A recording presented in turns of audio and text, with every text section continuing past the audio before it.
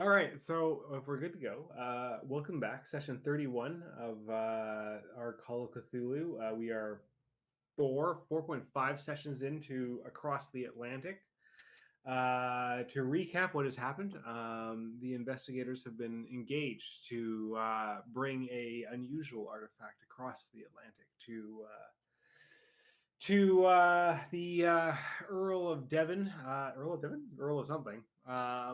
And it doesn't really matter right now. It's going to be a little while before you meet him.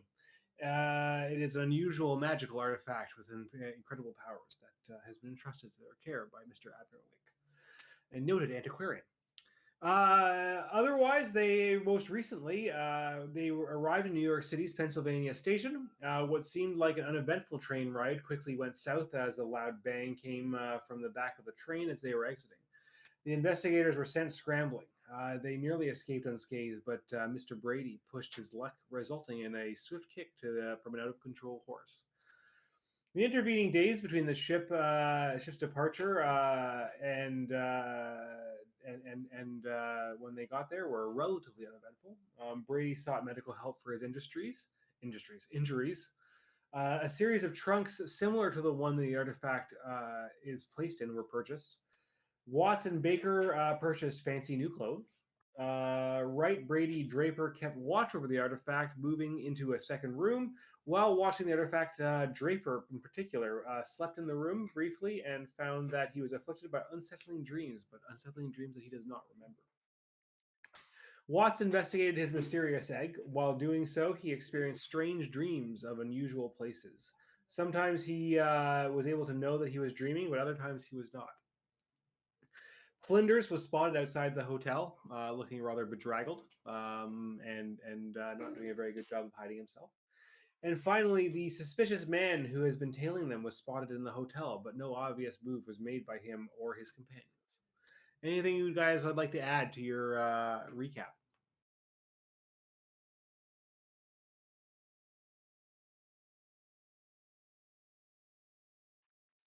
I think my Twitch is actually opening sound of myself in redundantly. Hold on a second.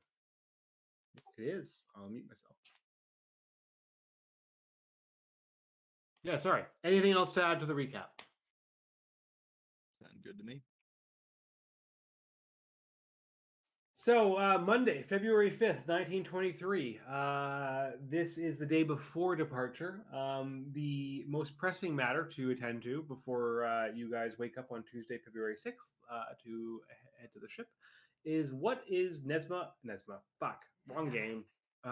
What is Nora and Mr. Watts doing to convince Watts or bamboozle him into getting onto that ship in the following morning?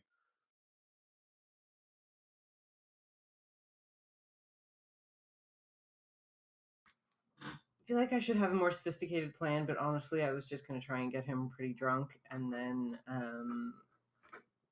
basically like get him back to the hotel and have Flinders help me kind of just get him on the boat while he's still hungover / unconscious.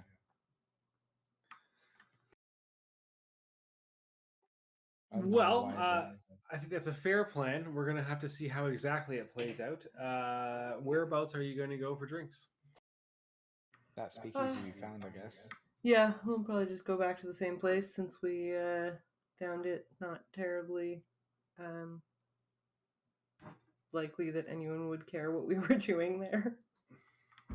Can I make friends with some of the mafia mob people that are there? Fast talking, I don't know if it's fast talk, but being overly British and drunk and see if I have a good time or not. Absolutely. So you arrive in the evening, giving the after once again bribing the front door guard to front door concierge to get the current password, which he is given by his contacts. You head across town in the late evening after having your dinner, and find yourself at the speakeasy. You make your way to the back and are admitted, having been there a few times now. You're to some extent recognized, and you find your way in. Despite even being a Monday, it is still relatively busy, obviously with few drinking holes in the city and plenty of people who have a serious addiction to alcohol. Historically, you look it up. The reason Prohibition happened was because people had really bad drinking problems. Like, you think some people today have bad drinking problems? Oh my God, was it bad before Prohibition? Like, there was just out of control drinking. Anyway, so no wonder that it continued throughout Prohibition. Oh my God, the dog is squeaking at us from the top of the stairs. You hear it like in the background, like squeak, squeak, squeak, squeak, squeak, squeak. She could just come downstairs, but she doesn't want to. She's just like, no, I don't like going down the stairs.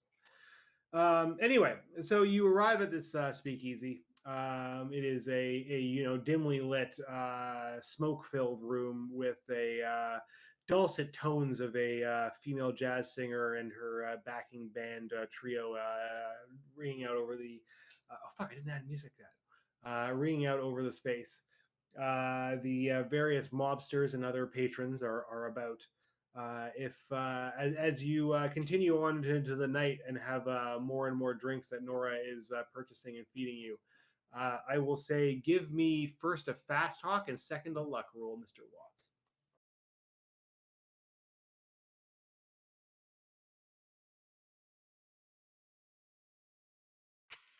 Oh my. So you go around and you try to ingratiate yourself with the various senior mobsters who are clearly patronizing the location. They seem unimpressed with your ability to tell them fun stories and manage to get them to enjoy your company.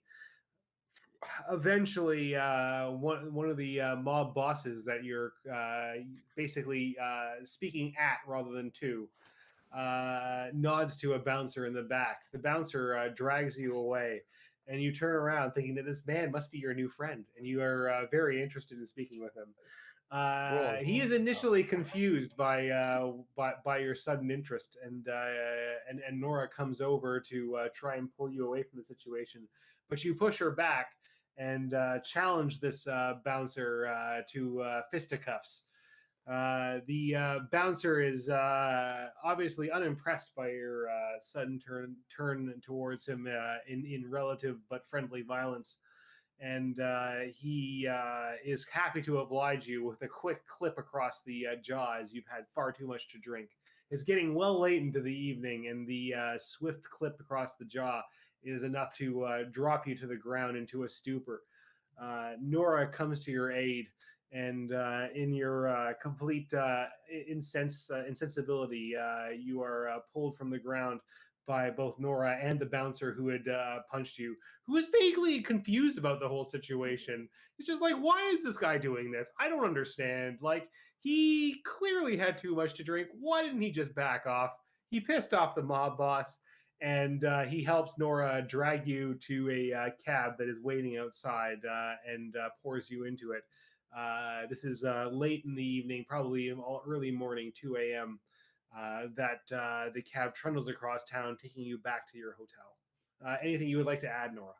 I will tip the bouncer quite well and apologize for the confusion of my friend, who obviously had just had too much of a good time celebrating his birthday, and ask that he please, make the appropriate apologies, and that we shouldn't bother them anytime soon, as we are planning to leave the city shortly.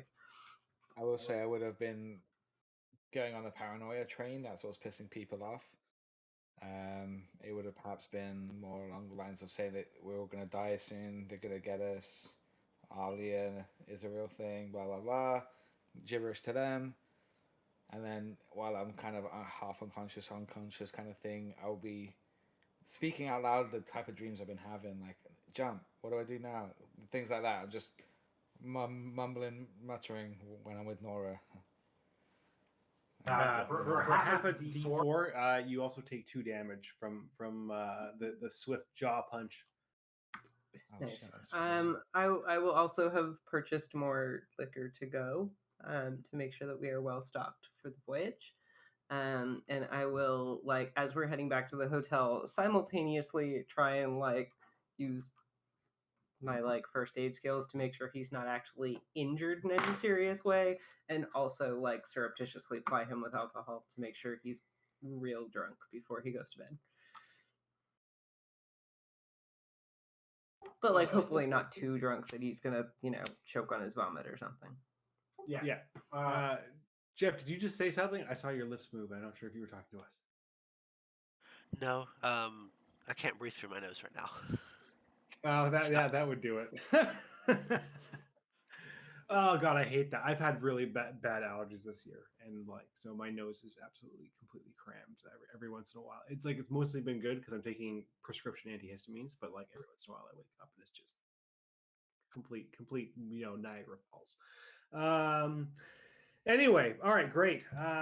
Is there anything on this final day before departure that the other three of you would like to accomplish or do, or follow-ups? Like I mentioned before, if there was any final preparations, now is the time to do it because you leave early on the following day. Yeah, I was going to Sorry, ask actually, what. I what just wanted to say I exactly- also would have checked in with Flinders. Sorry, and that's it. Sorry, okay, so we'll just quickly deal that. Flinders, I will say that having talked to him before, you are able to catch him outside without going to any effort to particularly find him. What are you telling Flinders? The plan seems to be moving as expected, and that I have plied Watts with alcohol, but I am trusting in Flinders to make sure that all of the necessary stuff gets to the boat in time. And I guess I'll get him, like, whatever time we need to leave the hotel, I'll get him to show up at Watts's room like a little bit before that, so he can help me drag him off. So boarding starts at 8 a.m. The boat is not due to leave until afternoon, but it takes some time to get a boat finalized for leaving. So I guess I would say that you would probably be on your way there earlier rather than later. Okay. Oh, and maybe we'll like tell him there's a surprise party, and when we get close, I will try and while he's hungover and not really paying attention, try and convince him that for the best surprise, I should like blindfold or put something over his head I like it. so he doesn't see the boat. Anyway, Back to that's Mr. Draper. What was on your docket? I was going to ask how early we were leaving, and if we're leaving that early. I think the night before I would want to move the artifact from the case it's in to one of the ones that we bought. Oh, interesting. Absolutely. So you're going to have to pick the lock on the case. So presumably you do this in the evening, the night before. Yeah. You have the case in front of you. It is a case that opens. There's a base level to it, and then there's a split up the center with a lock on the top that then breaks outwards, so that the two sides open outwards like a flower almost. Give me a lockpicking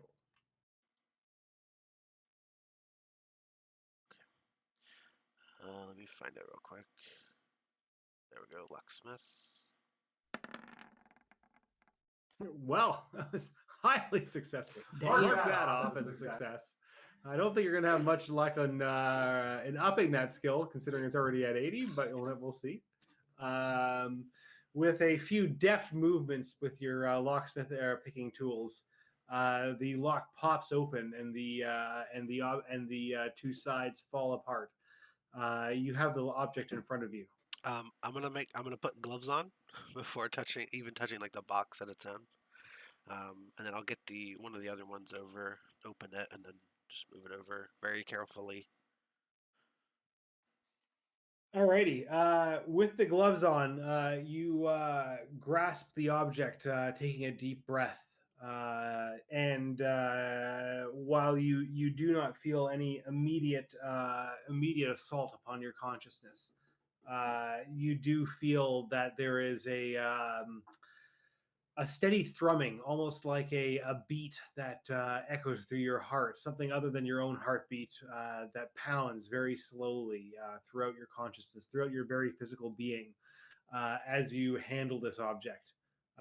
It's almost like some kind of drums or something like that you feel deep within your consciousness as you move the object from one to the one case to the other.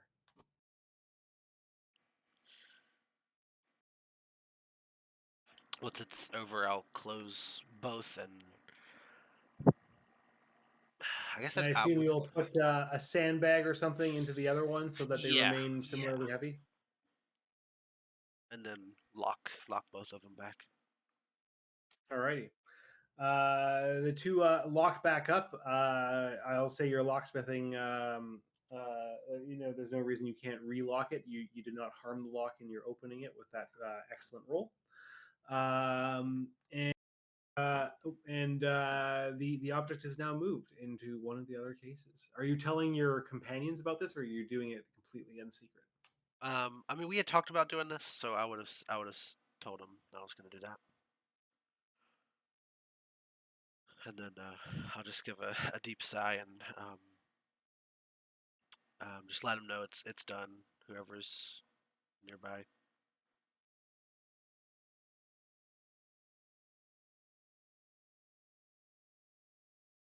Well, one thing less to worry about. Even not even just touching the object itself, to moving the case that it's in, I felt something strange. Not sure if we should really do that again. That is a bit worrisome. Hopefully it was a unnecessary precaution, but judging from the other day, I'm guessing it was warranted. I think maybe just rotating these between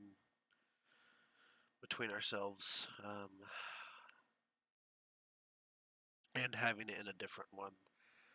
I think that should be enough, hopefully.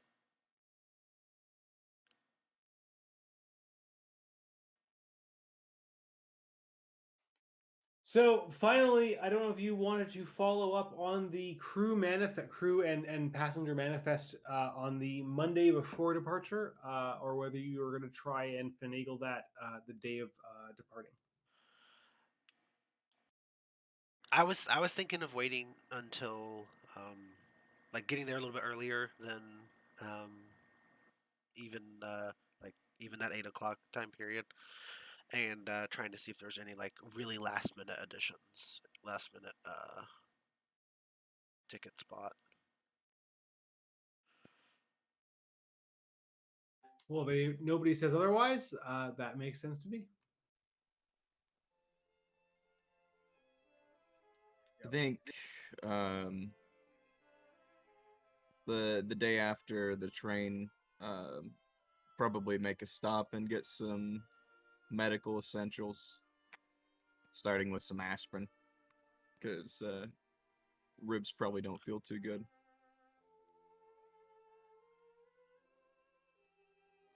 Cetosilic acid is easily come by. The chemist asks if you need something stronger. He has some of the finest heroin.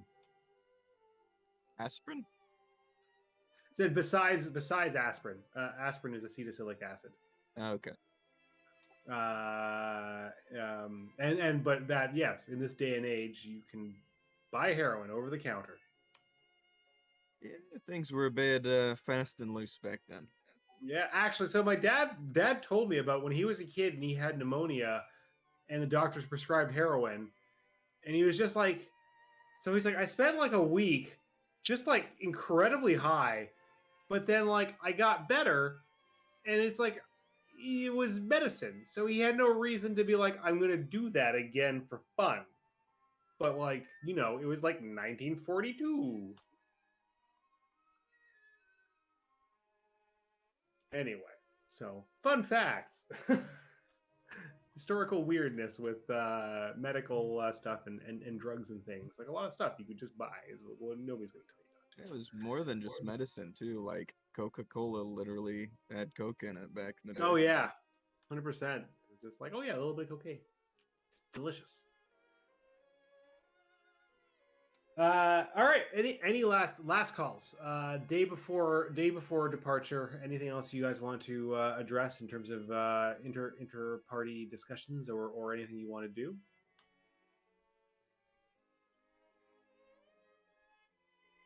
I might With that, oh sorry, go ahead. I might talk with the other two, and just try to come up with like a game plan for trying to figure out the information.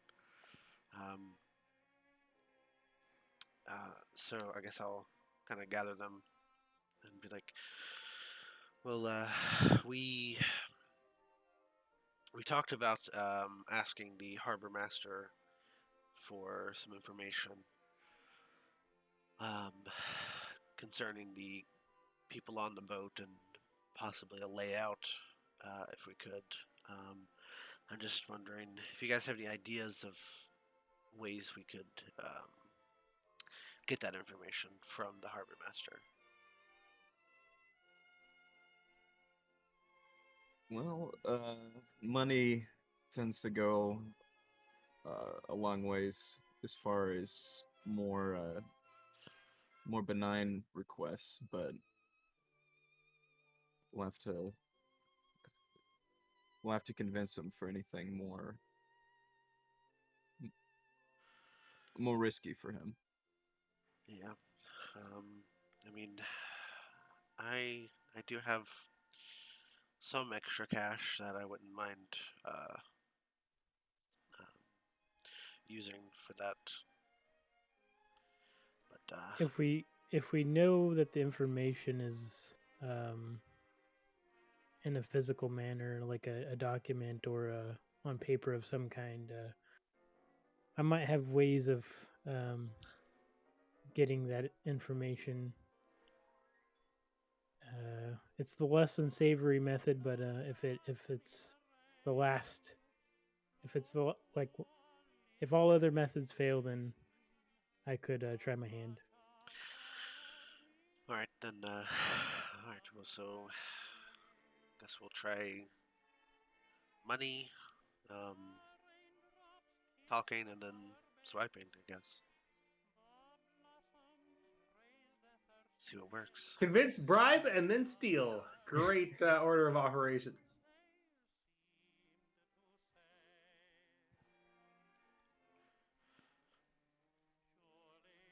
I'll just be like, all right, we should get some rest early morning. I agree. How are your ribs feeling today?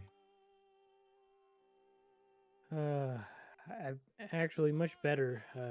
Still painful to the touch and in positions, but rather well, surprisingly. Say you made it off fairly easy, but definitely didn't look like it felt good. No, I would agree. I definitely got it easy. It could have been much worse. I may not have been able to make the trip.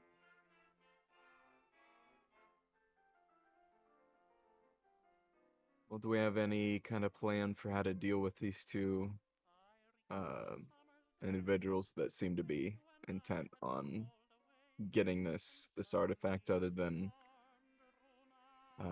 decoy briefcases? What do we do if we get cornered somewhere? Well, worst case scenario, hopefully we don't get cornered, because then, yeah, we would have to navigate those waters. But best case scenario is there's a large body of water, and people do go missing. It's a thing. I would say that's an extreme exaggeration, but that's always an option if things actually get that bad and we feel that our friends' lives are in jeopardy. I'd certainly prefer not to kill. Definitely not for the likes of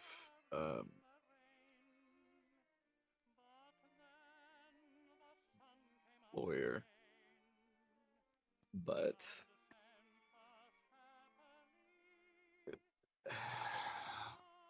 this object does seem quite dangerous to let loose into anybody's hands. Yeah. Yeah, I mean, Perhaps I should acquire some handcuffs or some other less lethal device, just in case. yeah.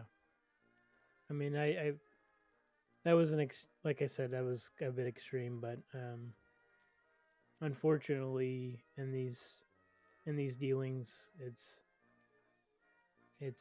never easy, and some of the decisions you have to make are never right. But um, unfortunately, it's your friends are more important than risking losing them or having something happen.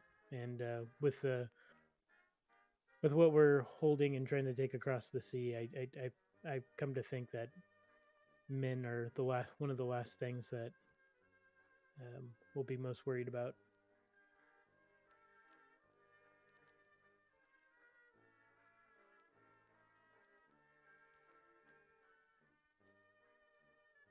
We would say something like some basic handcuffs would not be too hard to come by in New York City the day before. Within your spending limit, certainly.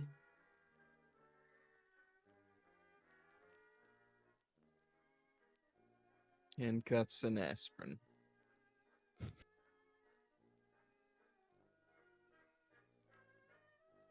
All right. Well, unless there's any final items to deal with, you awaken Tuesday, February 6th, 1923, bright and early. Tuesday is another cold day in New York, but the sky is clear and bright, with only a few wisps of cloud moving languorously from west to east.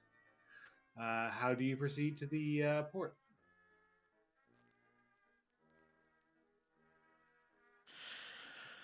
I just thought of a conundrum that we have.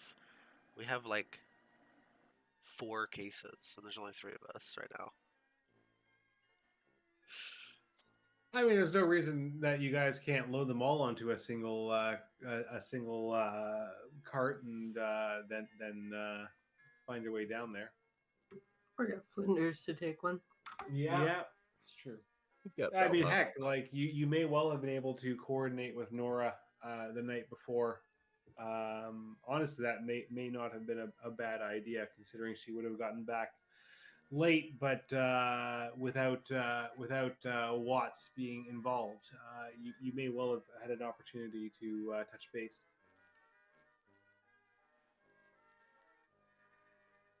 Yeah, I assume I would have like let you guys know where our rooms were partially so that you could try and avoid Watts.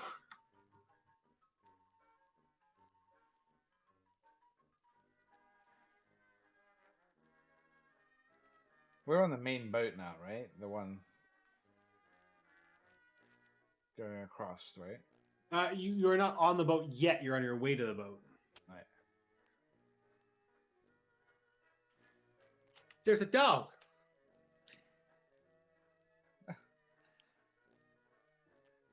Oh, looks like Yeah. he's done something naughty. He always looks like that way. There's a cat. He's like, hello, I'm sitting in my bed. Great. One of the AOE 4 Twitch streamers that I follow has a like thing for points where it's like, show me your dog. I've got Vicus here too. Oh, let's see. I missed it. Oh, there we go. Oh, great. Snoozing. Sorry, shit. Where were we? We're gonna have to haul Bree downstairs at some point. There you go. No. She's a bit pooped from her day out in Toronto. Fuck, where were we? Sorry, yes, it's not totally unacceptable to me that you would have handed off one of the cases to Nora. You can tell me or not tell me whether or not the case that you handed off to Nora is the one with the artifact in it. It's kind of fun the other way around. If I don't know which case is the one that has the artifact in it. I feel like it's probably worth at least telling whoever is carrying the real case privately. No, I think she But- keep it secret. Well, I mean, if he, like, you know, the worst happens or something, and he's Jeff the is only the one who ultimate. knows. Yeah, Jeff is the ultimate arbiter of who has the right case. He is the one who did the move. I think it would just be easier if we all knew. Honestly. Yeah, I just don't want, like, you know, he falls off the boat for some reason, and like, oh well, now we don't know, and we don't have a locksmith, so we're never gonna find out. Yeah, I think we should keep it a secret because then Mike will never know, and if Mike doesn't know, then he can't steal it from us. No, I think Mike should not know. I agree with you on that one. I just think the rest of us should know. All right. Well, then we got to make a little chat room. No Mike Discord channel. Well, yeah. I guess if it becomes important, then so be it. Unless you say otherwise, I'm certainly happy for Nora to have taken one of the cases from you. And then going back, Tuesday, cold day in New York. The sky is clear and bright. Few clouds in the sky. How are you getting your way to the port? Nora's going to wake up super early to increase her chances of catching Watts totally off guard, and go just like wake him up, hustle him out of there, be like, we gotta get to your surprise, we gotta leave right now, get all your stuff together, like we gotta go, and just like fast talk her way through convincing him that they gotta get out of the door, and it's best if he doesn't know where they're going because it'll be more fun that way. I mean, if you guys want to, you could do a contested fast talk versus Psychology? psychology roll. I would say the psychology roll would be at like disadvantage basically. Roll 2, take the bottom roll. Not roll hard. I could roll hard if you want me to. Yeah, I guess. Sorry, that makes more sense. Yes, roll hard. Hard or There's extreme. the like penalty dice. Yeah, I know. That's what I was getting at. Is that there's like the It's penalty fine. I dice should thing. fail it hard, and I've got a psychology of 10. Yeah, I was gonna say, but like, yeah, I think psychology hard just makes sense. Got really close. That was a Not great far. roll. That was pretty good, actually. Oh, 5, yeah, because it halved it, yeah. Yeah. So you wake up in your bleary, bloodshot eyes and Jaw not knowing hurts. what's going on. Nora is rising you from your slumber, convincing you that you must head down and go out on your exciting day of birthday shenanigans. My jaw hurts. And your jaw hurts, yes. You do not remember exactly what happened the night before. You have some vague memories of talking to a large burly man. Is there any, like, pain meds that I could take? Somebody has some aspirin. I think I've got aspirin, so yeah. You'd also certainly there would be a chemist and in the hotel on your way out. I'll swing by that. Any chance to regain those hit points? Let me know what I have to do. If you stop in also on your way out the door at the surgeon, you can roll 1d3. I'll swing by the surgeon and just get him to check it out because it doesn't feel quite right. It's clicking. But I would say that I'm still in a giddy, happy mood. But Great. Well, big yes. headache. He'll give you some aspirin and patch you up, and you can roll 1d3 for your regain hit points. I pressed it. I saw a roll. Oh, there it is. 1. Yeah, I'm give me a like second. the unluckiest roller. Oh, don't forget to turn back on your 3D dice. I realized I had not done so. It doesn't. It defaults to off. Yeah, I have mine are on. Oh, weird. I didn't see you roll them. That's what I mean. It just shot off the screen real quick. Weird.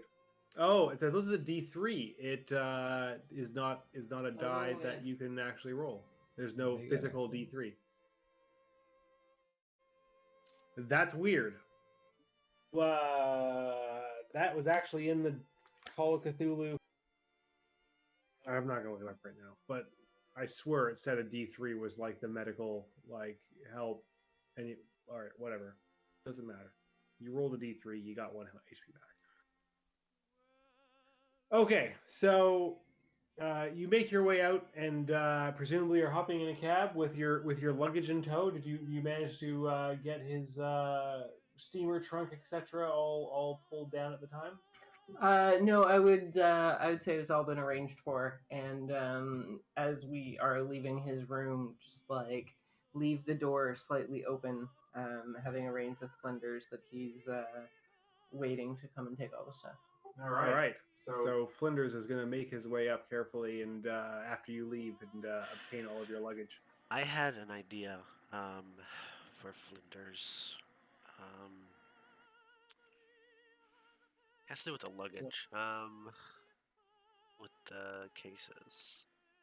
So I might put He that could in my- also have one. That would be. Yes, I was thinking he would have the one that we started with. Yeah, I like that. That's a good plan. Since I took one out, it took it out of there and put it in a different one. Yeah, sure, absolutely. That would be the one that you handed off to Nora. Is the one that is the one you originally had, and then that she leaves it for Flinders to take to the port. If that makes sense, that's what you meant. Yeah, I wanted him. I meant for him to like have it with him wherever he is on the boat. Yeah. So basically, it's that he's picking up all of the baggage that Nora left, which is all of Nora and Watt's baggage, including whichever case that you left with her. Unless you want to have him take 2 cases. No, just one. Yeah. So basically, the one that you would hand off is the one that was the original case.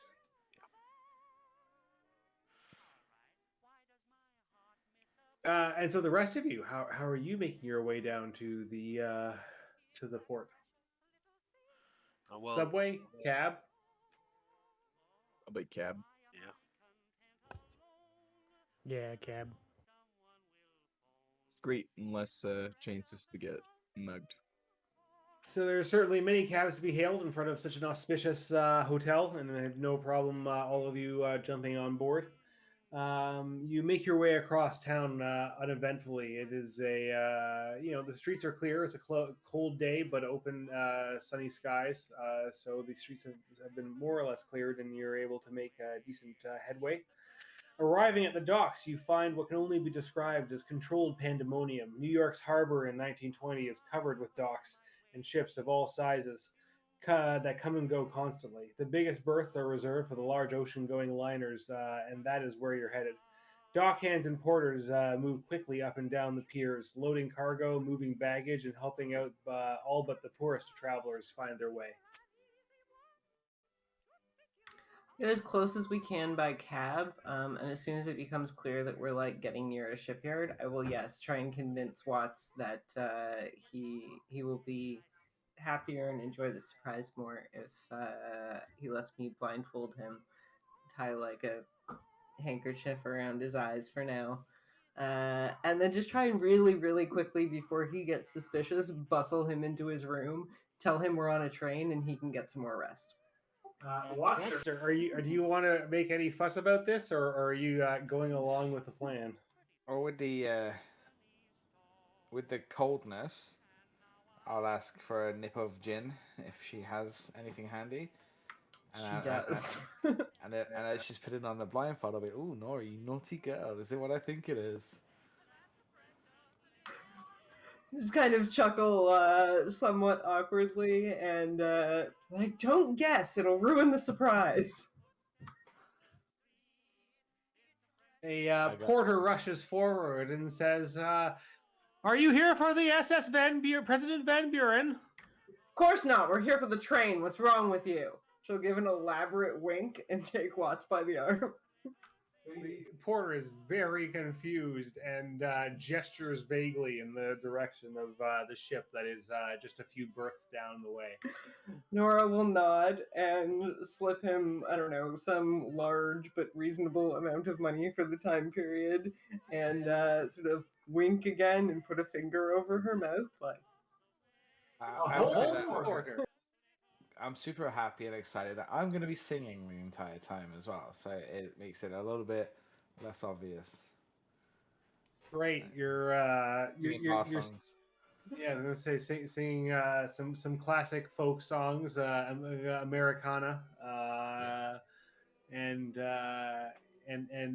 making your way blindfolded down the docks, being jostled by dock hands and passengers alike. Aww, big horn. Doing your best impression of a vuvuzela. All right. So Flinders arrives not long after with all of your baggage in tow and goes to wave down a porter with the name of the various members who are going to be upon the boat to see that the cargo is loaded. The rest of you arriving similarly shortly thereafter. How do you go about your approach to finding your way upon the ship?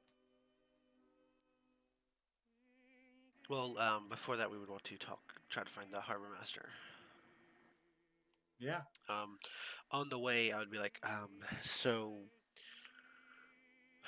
which, Mr. Brady, you're the one gonna do the swiping if it comes to that, but who do you think would be the better talker? Not my strongest suit, personally. I have my ways, but I also think that Mr. Wright has also got some tools up his sleeve. Best if we were both there for sure.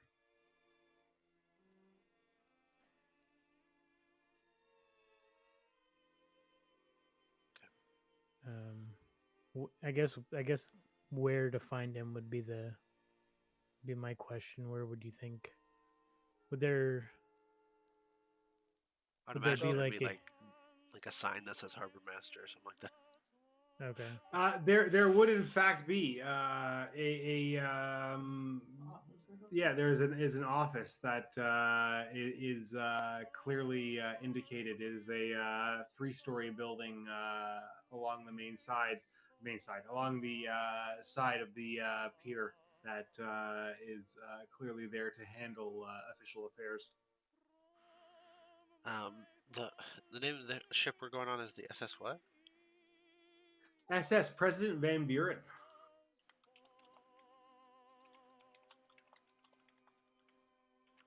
Okay.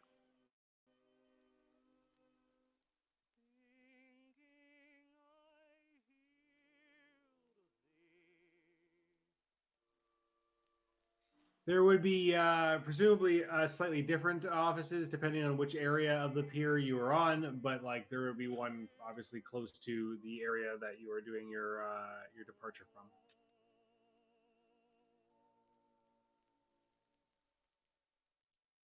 Geez, there must be a hell of a fire. I can hear a ton of fire trucks going by right now.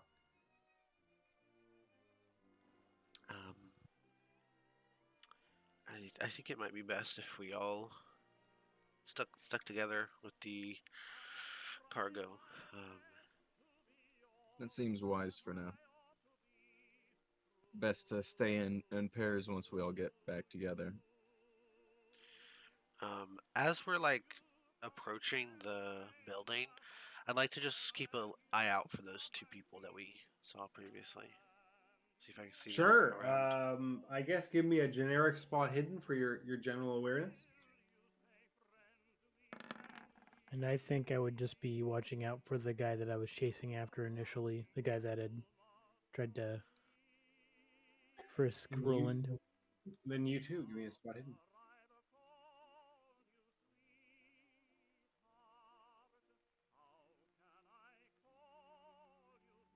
You guys do not notice any suspicious fellows.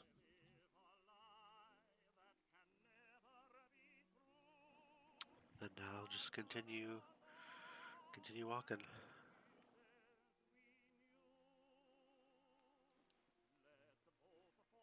So you find your way to the harbor master's office. It is bustling with people moving to and fro. Reams of paper are stacked in various places and organized into various drawers and cabinets.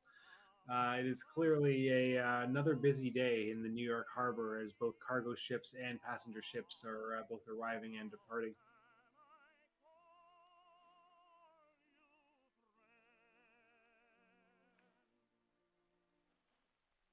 As you enter, there is a main desk where there is a few different people who are handling various matters.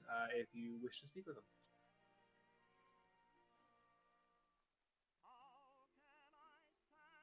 Yeah, I guess if I guess I would walk in to speak and ask to see if we're able to locate and talk to the harbor master. the woman behind the desk says, "Harbor Master, Sir Giles is, or sorry, Mr. Giles is very busy. Sir Giles, Mr. Giles is very busy. What matter do you seek to see him about?" Uh, we had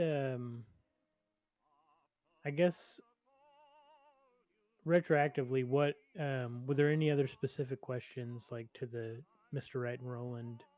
Um, what were there were what we're actually looking for, but were there any other specific questions we wanted to ask? Probably looking for the uh, some kind of access to the manifest. Say something like, "We've got somebody that's been harassing us." Okay. And then the other thing would be what kind of security they've got, who we contact, that kind of thing. Okay. That's first things And that pop to my mind. probably a long shot, but blueprints. If we can get like a blueprint of the ship itself. Okay. Yeah, so I don't think I would dispose or let the person know about like what questions we had, but just know that we had questions to ask him. It's kind of a security reason. So say, it's like, well, he's very busy at the moment. Surely, maybe I can help you with something. Were you looking for checking in for your ship, maybe?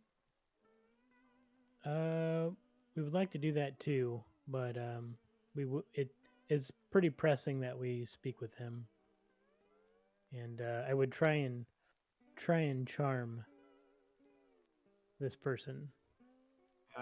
Sure. With a wink and a nod, give me a charm roll. Nice. You are so charming. Your smile sparkles, and you see her blush a deep red. And she says, "Oh, hold on. Let me go and see if I can get him out." You see her rush to the back and say something through a door that jingles as she opens it. And she returns and says, "Well, I suppose he'll see you. Please make sure it's quick and that it is well worth his while." I appreciate it. Thank you. Thank you very much. You're ushered behind the desks and can make your way to the back. Is it just Brady that was allowed back? If you all make your way confidently following him, then I would say that you can all make your way. Okay. Act like we're supposed to be there. Well, uh, with Brady mentioning something about a backup plan being to confiscate, I'll probably lag behind and just uh, work as a distraction. Just keep chatting, keep her occupied. Small talk. Alrighty. She's very busy, but having been charmed so by Mr. Brady, is happy to keep you company while the other two go back.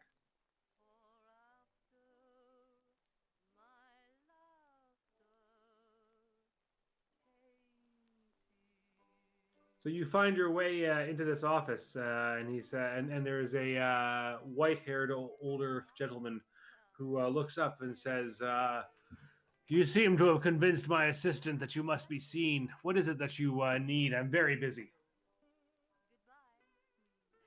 I appreciate your time, sir. Sorry to intrude.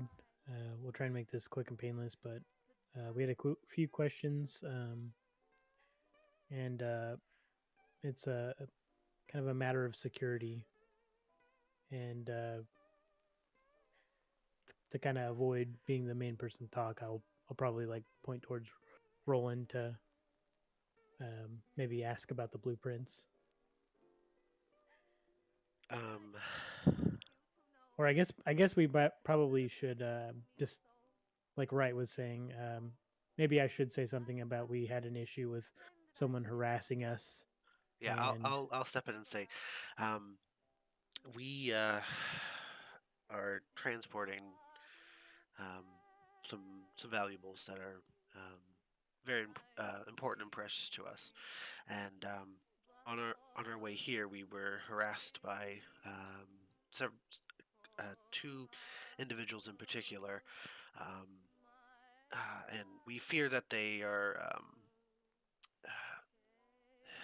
have not done all that they hope to do, and we're hoping to get some information to for the security of us, and honestly, we're not sure what other what else they are maybe capable of, or if they're even in the right state of mind, if these people should be even let on the boat at all.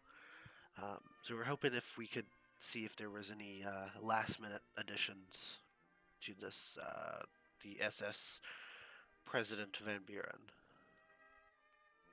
Says, Well, we don't generally provide the manifest. Do you have some proof of your situation? A court order of some kind? Um,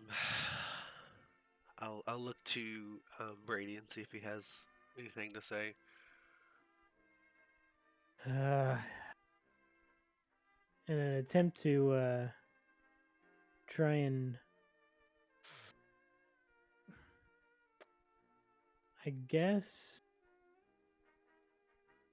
in an attempt to try and charm him, I'm gonna try and just kind of plead to him that no, we've not, there's no court order. We this is just a matter of security, and we deal or I deal personally with antiquities and things of high value, and we're just very very concerned that this might end up in the wrong hands, and there'll be severe ramifications for this. Says, well, have you spoke with the purser on the Van Buren? The purser would be the person most responsible for the safekeeping of any valuables. Well, I think under this circumstance, it's best safe, and in either of the three people you see, our friend outside and the two people you see before you. We would feel most secure that it's with us.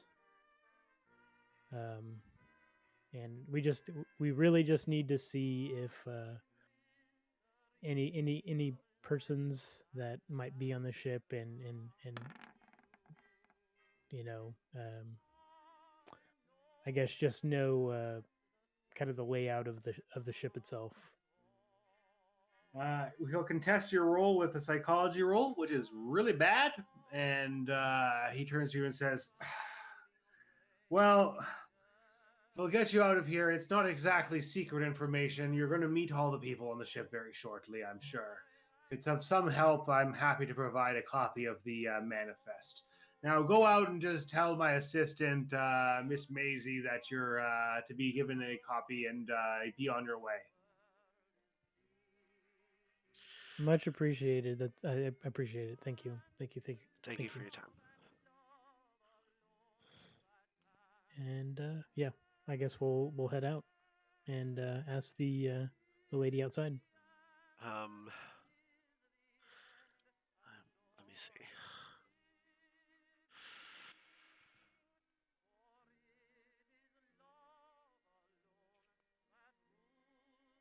trying to see what my fast talk is. It is not very good. Okay. I don't think I'm gonna try that then. I was gonna try to like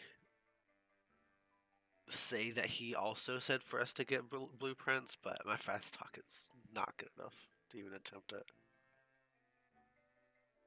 Yeah, I will say that getting the blueprints is a little bit more difficult. If you have a reason why you can try and request them, by all means, you're welcome to try. But I will say that that's not going to be nearly as easy as obtaining a copy of the manifest. You miss 100% of the shots you don't take. Eesh. Yeah. I guess yeah. Maybe yeah, I don't want to like yeah. I was going to say something as far as like coaxing in you to be kind of telling of those things to Mr. Wright, but I don't think I guess that'd be up to your discretion, and that's bad RP.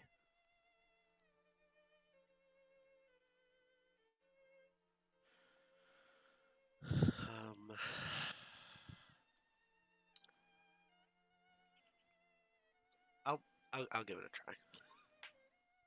I'll say yeah,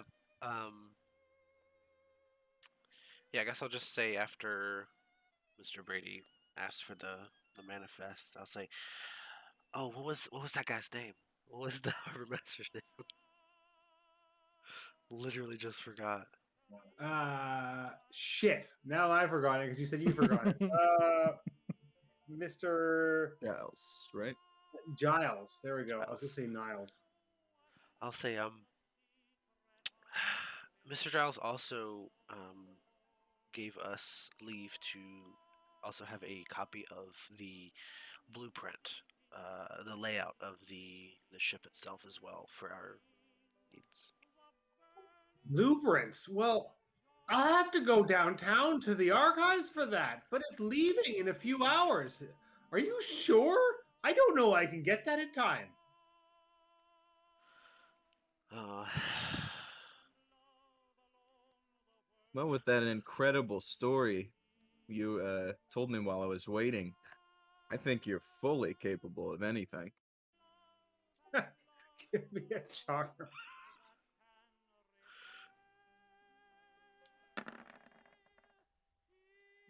She blushes a deep red. Says, "Oh, I better be on my way. I'll leave it with what the dock hands to deliver to your quarters if I can get it in time. But no promises."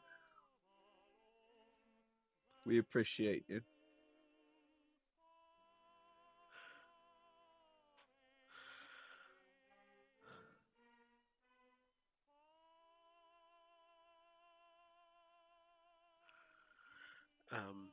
as we leave, I'll well, I guess after we leave, after we're like away from those people, I'll just sigh. Definitely not my best suit in there. Thank you for taking that up, Mr. Wright.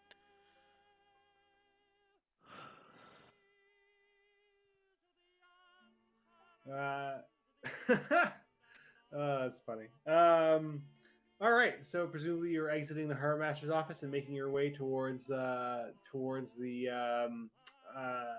boat. What have you done with your luggage? Having gone to the harbor, I should have asked you before. Is your heart is all your luggage just sitting outside on like back of the cart? Definitely not. I assumed we were carting it around, and it would have been probably left with me when I went into the office. Well, you have enough luggage that it probably would not be bringable into the office. And that's kind of on me for not mentioning that beforehand. So I will hand wave that in your own best interest. Exiting the office with your various steamer trunks and cases sitting upon a dolly. You are approached by a porter who says, "Sirs, can I help you with your luggage? Come this way. President Van Buren is currently loading." Yes, please. Could you accompany us to our quarters? He says, indeed, but we'll have to have your luggage loaded into the cargo. Is there any of this you wish to keep within your quarters? There's not much space, mind you. They're double berths. I share a glance with the others.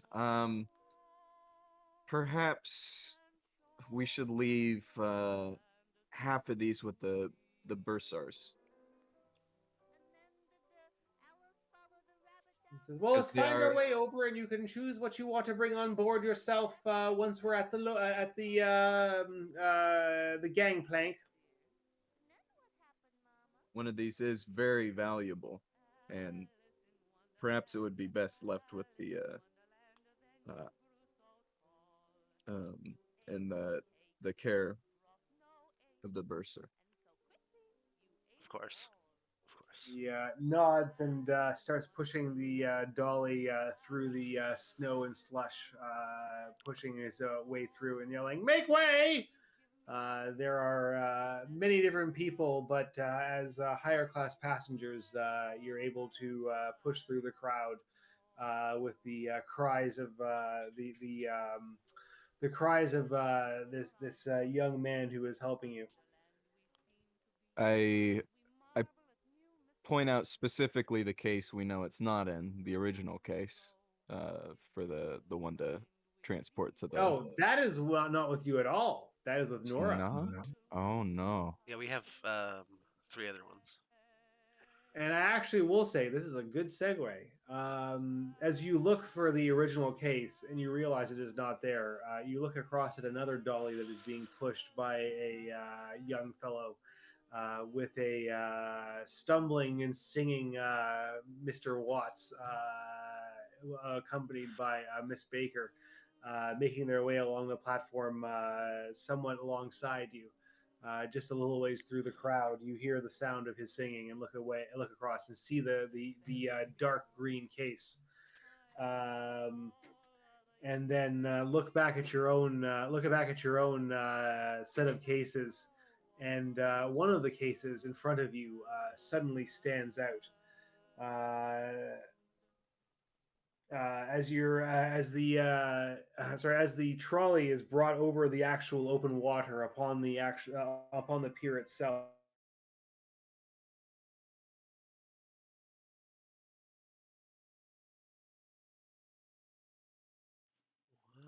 the bright sunshine dims and the colors seem muted. Only the deep forest green of the box containing the artifact Sorry, 1 remains second. untouched. My Discord Oh, no. just like completely broke for a second. Let me see. What is going on? Two little squares going back around in circles. Yeah, I don't know. My camera, the light's on.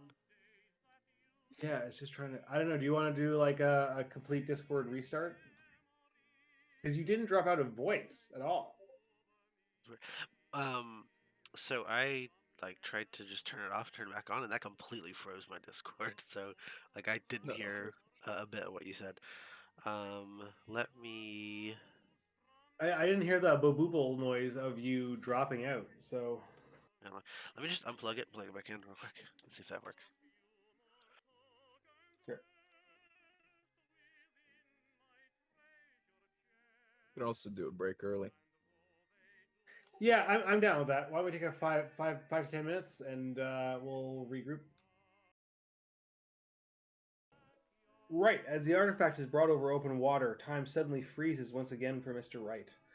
The bright sunshine dims and colors seem muted. Only the deep forest green of the box containing the artifact remains untouched.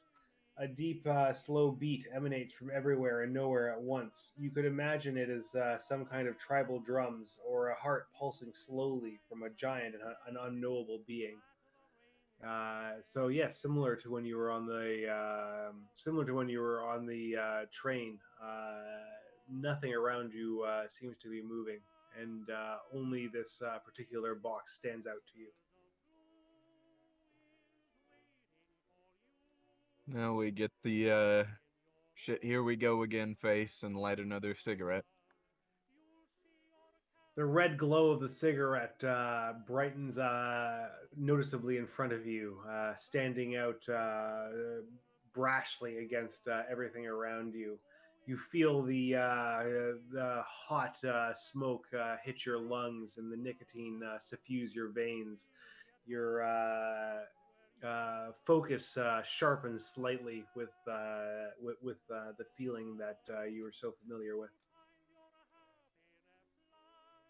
I'll look around. Is anything changed?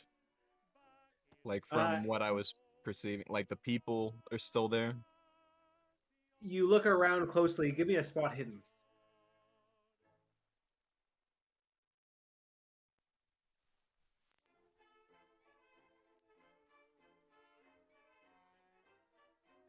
Everything seems to be stuck in a single point in time. You hear what sounds like the filtered sounds of what you were hearing before around you, but muted and slowed down.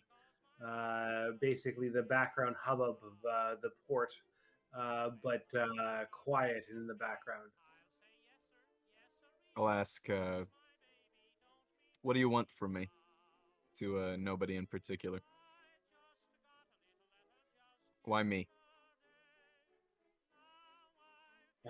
You feel your pocket heat, and the object that you carry with you is steadily growing warmer.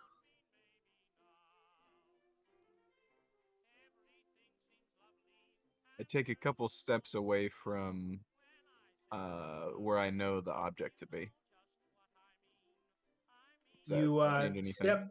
step backwards and feel as if you splash through a curtain of water, and suddenly the sound of everything of the normal hubbub and the light of the regular day break down upon you. You exit the dream state, the bug, whatever, fugue, and you are once again back in normal time and place, as you are a step behind where you were once before. Is the cigarette in my hand? The cigarette is this time remaining in your hand. There's that at least. I'll take a drag and then walk a little bit faster to kind of maintain distance from the object. How'd that look to us?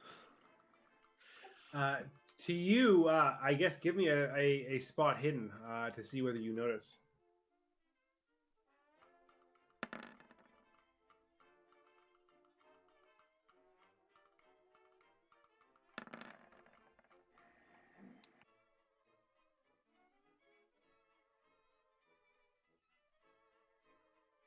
Finally get one of those. You see a Roland peering behind you for a moment. You see what seems to be a strange blurring, as if Mr. Wright is in one place and then slightly in a different place moments later, cigarette in hand, burning that was not in his hand before.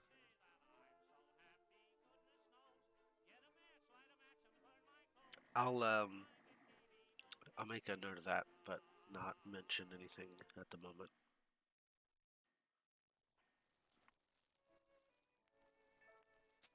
At this moment, we're going to cut back over to Miss Baker and Mr. Watts. You are making your way along the platform, following this particular porter. Is there anything that you're doing in particular other than leading him with his blindfold on? Just kind of keep up like a running chatter with the porter relatively loudly, and like make sure that Watts is distracted and stuff, just in case there's any, obvious boat noises in a port. Try and keep yeah. As you're making your way along, the porter bumps over a particular set of rails used for loading, and the beige case that would have held the artifact falls to the ground. And he says, "Oh no!" He rushes forward to grab it. Picking it up, he bolts into the crowd. Well, Nora is going to curse under her breath, say to Watts, "Don't move from this spot," and bolt after him. Oh boy. Well, we're going to have to go to a brief chase scene. Oh, there we go. We'll zoom back out. We'll move everybody to the side who's not involved. Nora over here. We'll use this guy over here.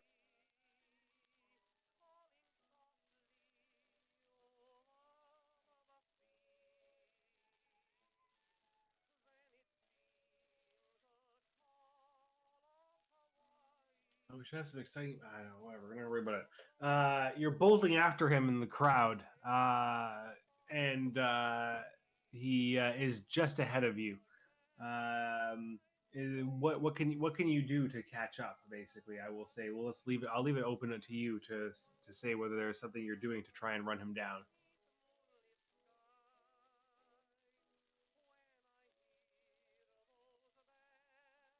I feel like pulling my gun in a huge crowd is probably a bad idea. So maybe instead I will just like call out loudly after him, "Stop that thief!" and point at him and see like if I can get other people to try and waylay him and like crowd around him to prevent him from getting away. Roll a persuasion or intimidate. Okay. Do I have that one? Where's that? Yeah, that's slightly better than persuade. We'll go with that. No. People look confused, and he continues on ahead of you as you follow in behind him. Ahead of him, there is a dense pack of people, and he attempts to make his way by. And I'm going to roll a thing for him. Where the heck is it? I'm going to choose this sheet.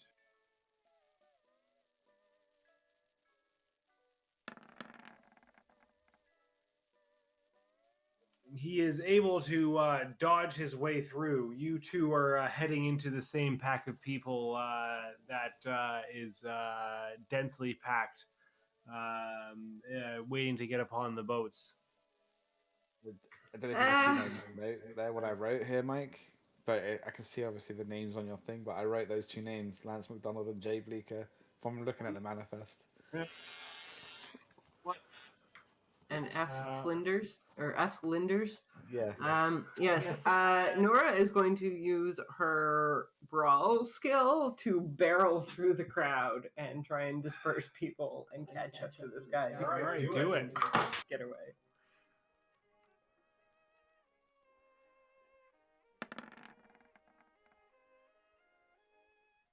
The two of you successfully make it through the crowd, and he continues on his way. He is moving, and he is trying to move his way through the crowd and make it out and into the side streets. Do you have something that you can try and do to waylay him? Is the crowd thinner at this point? Yes, the crowd is thinner at this point. How common is like random gunfire in New York at this point? Not super common. You shoot a mofo, this stuff's gonna go down. People will probably notice. Okay. Let me look at my stuff.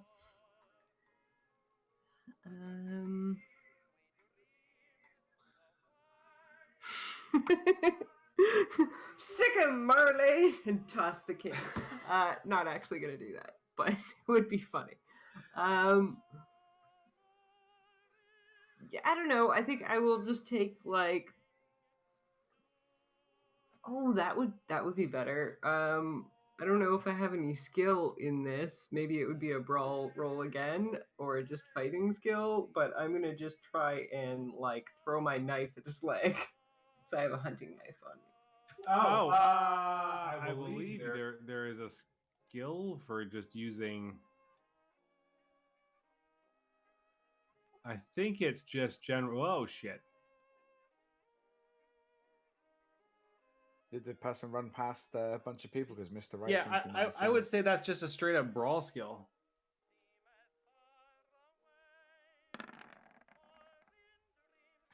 You pull the knife from its sheath and huck it towards him, but he is ducking down an alley at the last moment, and it clangs off of the brickwork as he moves down the way. He makes it into the alley, and you turn the corner, presumably scooping up your knife as you follow him as he is trying to head down into the heart of Manhattan.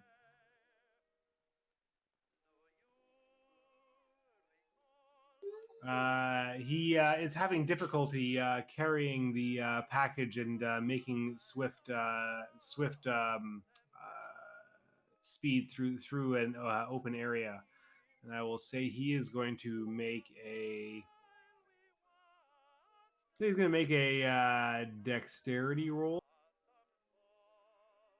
Where the hell is it? Oh, here it is. Oh, he succeeds, and he is continuing on his way. So you must try and come up with a way to slow him down. You said we're like in an alley now? You are in an alley now. Okay, yeah, I'm just gonna shoot him in the leg.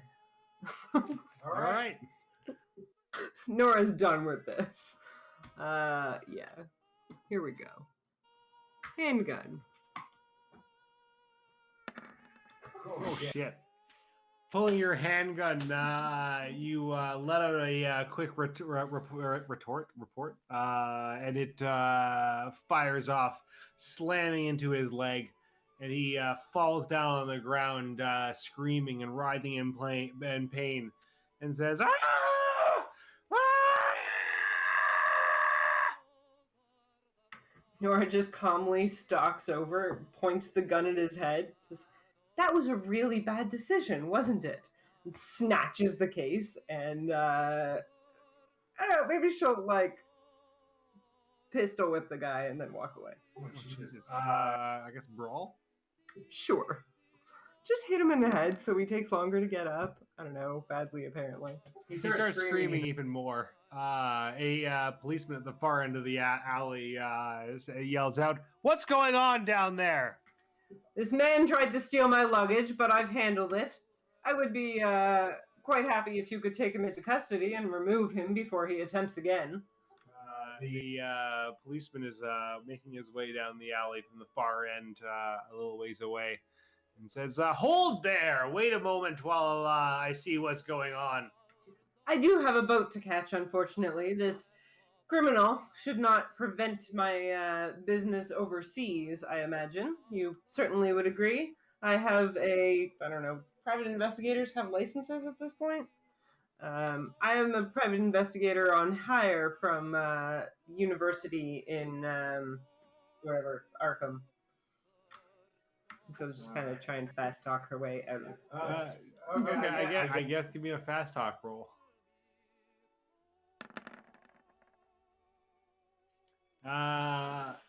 He seems vaguely confused by your what you yell out, and if you make your way out of there in a hurry, he's not going to come after you, paying more attention to the young fellow who is screaming with a bullet wound in his leg. Cool. Yeah, Nora's just going to scoop up the chest as best she can and get out of there looking purposeful but not hurried. And put the gun away. Well, Nora straight shoots a dead guy. He stole the freaking luggage. It's his fault. Nora has no emotions and is happy to shoot people. I aimed for the leg. I don't know. He dies from his wound. Yeah, infection's a bitch. I don't know. Let me make a note. But they did try and steal the artifact, so It's true. maybe. Especially since we He's know what goes on with clearly that stuff. either a complete loser or he's after something he really shouldn't have. Either way, Nora got no patience for nobody anymore. Or he's just a Uh, common thief trying to feed his family of 3 kids. Yeah, maybe. Hey, you picked the wrong target. Didn't take a chance to talk to him because the police got alerted. Mr. Watts, what are you doing standing around blindfolded up on the dock? Put my Peaky Blinders hat down on the deck, and I'm still jigging away, wondering if I make any money at the same time. Roll a luck.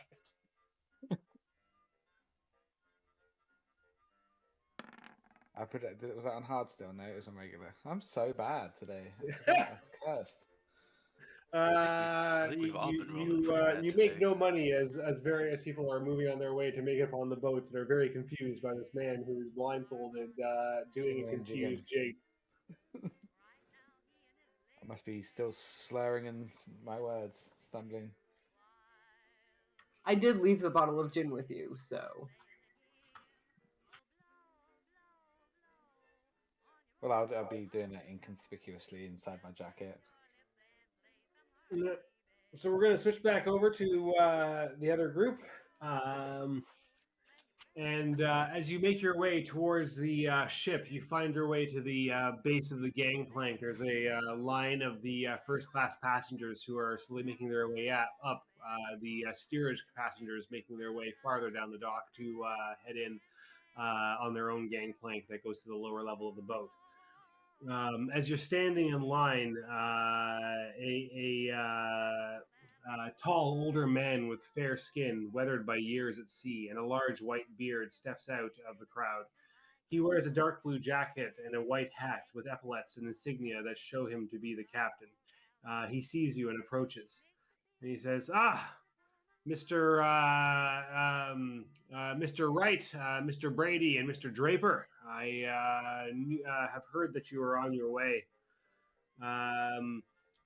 I am Alan Moore, the captain of the SS President Van Buren. I have received word that you are transporting artifacts of an unusual nature and wanted to ensure that you know my command crew and I have only your best interest and safety in mind on this voyage. Saying that, I have seen some mysterious things in my time traveling the seas, and I have some inkling that this voyage may be perilous to all aboard in ways few would comprehend. I trust you'll be forthcoming about any unusual happenings aboard.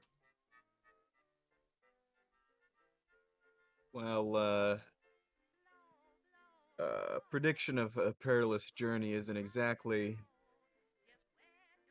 the best thing to hear from your captain. I'm glad that you're prepared for such an eventuality.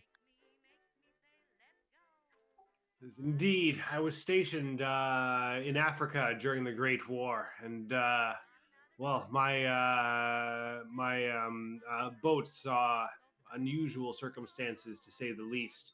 Maybe we'll have an opportunity to speak about them later, but for the time being, I received word via my contacts that one Mr. Wick, some name that I have heard a few times in the past, connected to strange doings, wanted me to be sure to ensure your safety. Can I gauge this guy, see how trustworthy he seems? Yeah, I was about Sure. to ask too. Give me I think that's just a psychology roll. Yeah. Mind if I tag onto that roll? Yeah, sure. You can certainly both do that.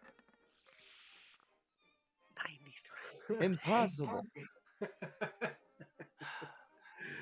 Can I spend my 9 luck points on his roll?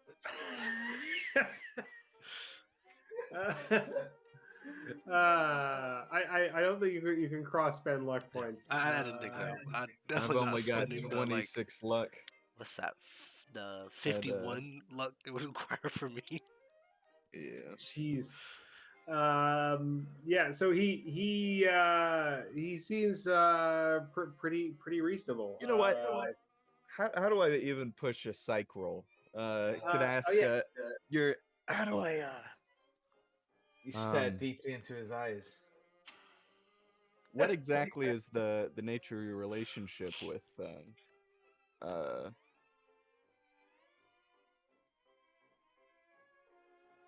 Oh, you muted Wick. yourself. Oh, there it goes. He says, I have no direct relationship with Monsieur Wick. I simply have some connections in the Naval Academy from my time in the Great War, who apparently have some dealings with him. The word came through to me via those channels, and I'll say you can do one more psychology roll. What are the odds? Fail a 70 2 times in a row. 30%. Oh, I was supposed Have to you be 10%. Have you seen my rolls? Ouch. You can't spend luck on rerolls, Can't can you? spend luck on Nope. push rolls. This is the second time it's happened. Jesus, what is the outcome of this?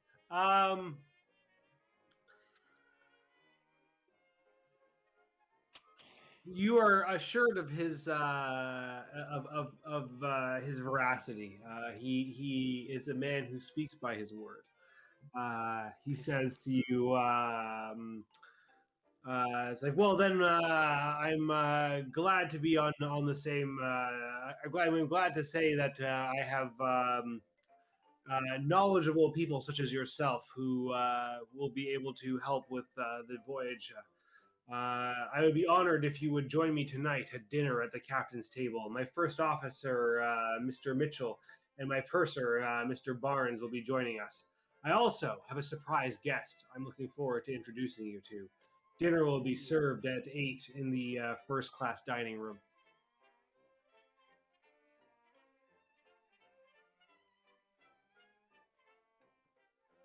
We were assured that you had a specific place for objects of import. Well, we don't have our case with us. These will have to go with our rooms, since they're just clothing and such. Where would we put our other case? Who would we contact for that? Well, that would be the purser, Mr. Barnes. He is very trustworthy. I will guarantee that if anybody is able to see your cargo to safe shores, it is he.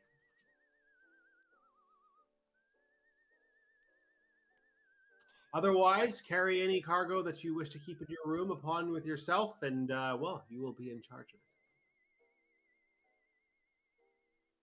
Very well. And if we needed to get in contact with you again, where would we do so? Well, during the day, you'll find me on the deck. Deck. In the main cabin, helping direct the ship. Otherwise, I will be at the captain's table every evening, dining with a few select individuals from our first class accommodations. If you need me off hours, the captain's cabin is at the end of the hall upon the first class captain's deck. Very well. Thank you for the introduction.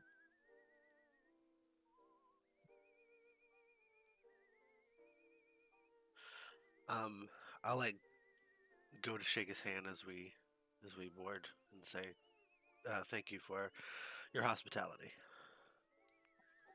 He nods to you and shakes your hand with a firm grip of a experienced seaman and person who has certainly done hard work during the war.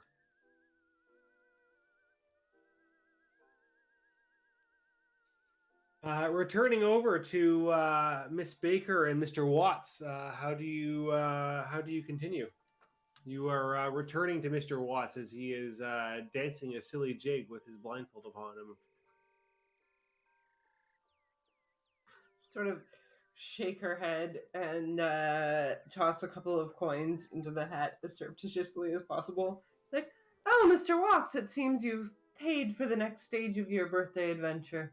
She'll pick up the hat and hand it to him and take him sort of firmly by the elbow against.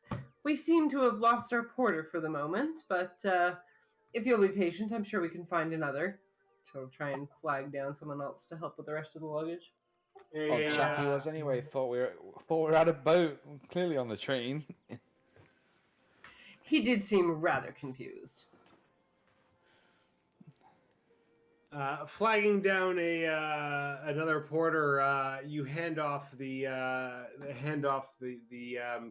trolley, the dolly that has your various sea trunks and baggage upon it. Is there anything you wish to grab that you are going to bring with you upon the boat? Well, I've still got hold of the chest, and I will keep that with me. Otherwise, just like, a random handbag of personal items type thing. All right. You have your own main luggage and the specific steamer trunk. You let the rest of it go into the hold. That includes Mr. Watt's normal stuff, his main his main baggage of his clothes and personal items.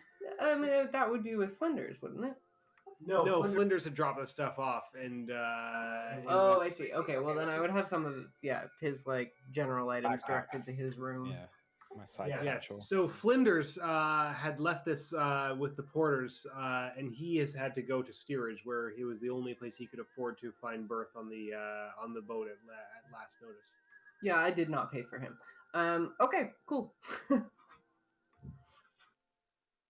I'll just give the porter a room number or something, and then drag Watts up there, trying to avoid any obvious boaty type stuff.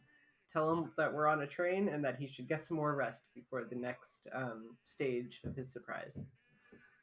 All right. Well, I will say you jostle him through the crowd, and he seems excited about the continued travels on his trip. And unless Mr. Watts, you want to make any fuss about the situation, you are cajoled into your berth.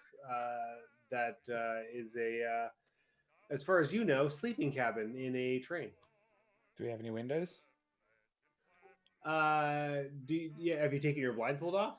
Not yet. I'm just curious, because I'm happy to fall asleep again after the heavy night we had, and now we're going to be traveling somewhere. So I'm more than happy to lay down. There would be a porthole that looks out upon the first class deck. Right. You know what? I'm going to keep my blindfold on. I'm going to keep my blindfold on because it's too bright. Pulling your blindfold off, the bright light floods in through the porthole, and I would say, loosely speaking, other than the metal, the metal walls, at a glance, it is similar to a dual bunk berth in a train. All right, I'll slip it off. Too bright, hurts my eyes. Put it back on. You know what? No, I think a nap would be good. Nip a gin, sleep. Of course. There's another bottle just by the bed in case you need it, and I'll be back in a couple of hours with some food to perk you up for the next stage. Do get a good rest. Thanks. As she's heading out of the cabin, sort of stop and pull another pillow over, and she's like, just in case there's any disturbing noise, here's a pillow to place over your head if you need it. Kill myself. Got it. Well, no, to block your ears, I know. I don't want you hearing a boat leaving. Question: is there a key in the door, and do you lock me in? Yeah. There would be a key, yes. So, as the only lady in the group, technically speaking, Mr. Brady is sharing this room with Mr. Watts, and Mr. Wright and Mr. Draper have a room, and Miss Baker has a room to herself. Yep. She would 100% lock him in, and then go find. You said Brady? Yeah. Yeah. Go find Brady to give him the key, and Watts can just wake up to Brady already there. That'd be great. Sarah, What's going on? Oh, wow. He's got some stuff going on. Just had the police out there siren up, and now they're checking some guy out in the car. Oh, great. Fun. Hashtag just Milton things. Yeah, exactly. Makes for a good light show on the wall. Yeah, exactly. Some added RGB. Just R&B, no G.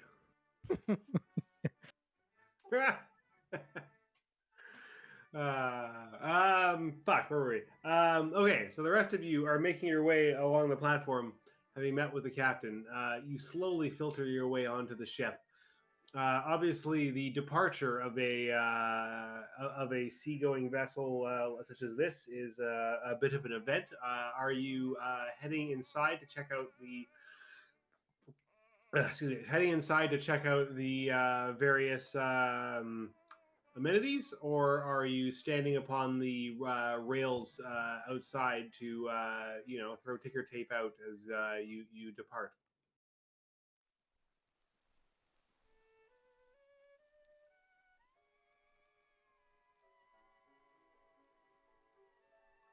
Is this But- exciting for you to celebrate, or are you just going to go around and take a look?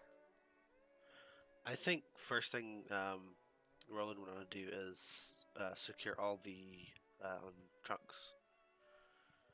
That would probably be Brady's priority too. So basically, you hauled your trunks plus your main baggage on yourselves, and you're heading straight to your rooms. I'd want to check in with Nora to make sure Watts is under wraps. But other than that, probably make an excuse to pop out to the rails and see us off. So you have a few hours yet before you go, so you don't have to stick around Okay. outside watching the things that going on.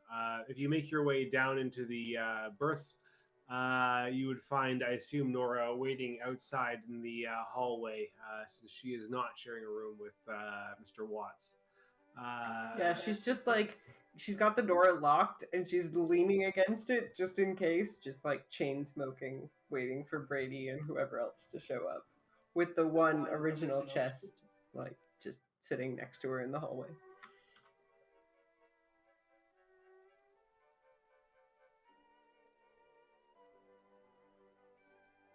I'll be out of it, deep snoring. You probably hear it through the door. So just see you on the way to our rooms, or would it be I'd have to actually navigate about a bit to find it? So you guys would be in, relatively speaking, adjacent rooms. This is not a very large boat, so it's not like it's particularly difficult to run into each other. Okay. Miss Baker, so how did that all go? Oh, fine. I think he's asleep, but he seems to believe that we're on a train for the moment. He's got some gin next to him and a blindfold on. We should be well underway before he wakes up after last night's imbibement, and at that point he won't have much of a choice but to go with us. Might not be the nicest way to handle the situation, but it was effective. Imagine it would be less traumatizing if one of us were there when he woke up. Remind me who's sharing his bunk? That would be Mr. Brady, I believe, and I'm sure he can handle talking Watts down if it does become too much of an issue. I left some alcohol with him just in case, but perhaps some tobacco as well. She'll hand over one of the pre-rolled packages that she has, and Tailor-made. yes, tailor-mades. I should probably not be present when he awakes if he does have some anger about the situation. Well, as long as one of you two is there, both of you do have the most history with him. I think I can get him to see reason if necessary, but he may be more willing to listen to Mr. Brady at this point. I should probably mention there was a bit of an incident boarding the ship. Our porter attempted to steal the case. I may have accidentally shot Already, him slightly. we're not even on the. Excuse me. Well, he was running away rather quickly, and it was the only way to slow him down effectively. So I aimed for the leg, and there was a policeman present who seems to have taken care of him, but it may come up. in the future at some point. Uh-huh. Well, this is already off to a bit more tumultuous start than I was expecting. This object must have Indeed, quite the value. Yes, I'm not entirely sure why he was after the artifact. I didn't have a lot of time to question him with the police officer bearing in and Watts left to his own devices. But Did you get a good look at him? I was about to ask that same question. somewhat. I certainly could keep an eye out for that specific fellow, but I don't imagine he'll be on the boat anytime soon, given his current injured state. At least Well, once we set sail, it will be a known quantity of persons to keep an eye on. I doubt we'll see him again, but I was more thinking on the train we encountered two individuals that we suspect were also after the object. Perhaps it was one of them. Perhaps. I'm hoping one of them is the one that's out of commission. Say that he was likely a teenager, Puerto Rican descent, with a dark complexion, but a fresh face. He looked similar to many of the other dock hands, with dark black hair, and that was short cut. I will relay the description and see if it matches any of the people you saw. Does that match? I don't It believe does I don't not. think so, no. Yeah. I only have the one written down because he's the only one I saw. Well, it does seem that this artifact has garnered a fair bit of attention. I suppose Mr. Wick did warn us that might be the case. But we'd best be on our top game and keeping an eye out. Perhaps we should set up watches to keep an eye on each other and the actual artifact. Yeah, the captain introduced himself to us, so Mr. Wick seems to have at least shared some amount of information with him. I like him. He seems more trustworthy than I don't know. I have a good feeling about him. Well, that's good to know. I'm not sure how to feel about Mr. Wick telling our travel plans, but I suppose the captain is the best person to know. We should have to hope that we can trust him. Now that our valuable cargoes had one attempt on it directly, there's a bursar we can hand it off to. Make sure any future attempts are thwarted. I'll be saying this fairly loudly. Not like super noticeably raising my voice, but like I'm definitely not talking in hushed tones. Loudly enough that Nora could like get the point that she should agree with you, but you're not actually going to do this type thing. So, point of order. A purser is somebody who manages the financial affairs of a college or university. A bursar is a person who manages the cargo and financial affairs of a ship. Interesting. Oh, sorry, vice versa. Sorry, purser is on a ship, bursar is at a university. University. The purser doesn't work with money? So, Freaking a English. purser is an officer on a ship who keeps accounts, especially the head steward of a passenger vessel. So basically, like if you are traveling on a passenger vessel and you have items that are of value, you provide them to the purser, who is the person who makes sure that that stuff gets to the destination securely. Okay, so just for my own gratification, Nora has the original case, and the original case is the only case we know 100% sure is not the case with the thing in it. 100%. Yes. So Nora will completely matching your tone. Like, yes, that is definitely for the best. We should do that immediately. And sort of dramatically kind of move the case next to her so it's obvious that they're talking about that specific case. And at this point in time, of course, there are like people who are coming and going in the halls, going into their bunk rooms. Like you're not alone in this in this situation. No, we're trying to make sure as many people as possible know that this case is going to the purser. Our valuable case. I can escort you to the purser with this valuable cargo.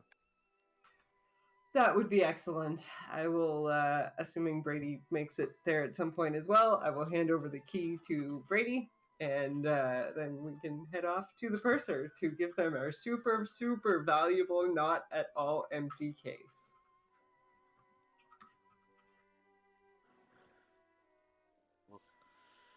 I like it. I hate to cut it short, but I think I'm gonna have to call it here for myself at least. I feel like it's a good point. We can call it for the night. You guys are about the boat is about to depart. And I had like one more major thing to do, but we could certainly get to that next week. That was going to be after the boat departs. So let's call it a night, and you guys are on your way.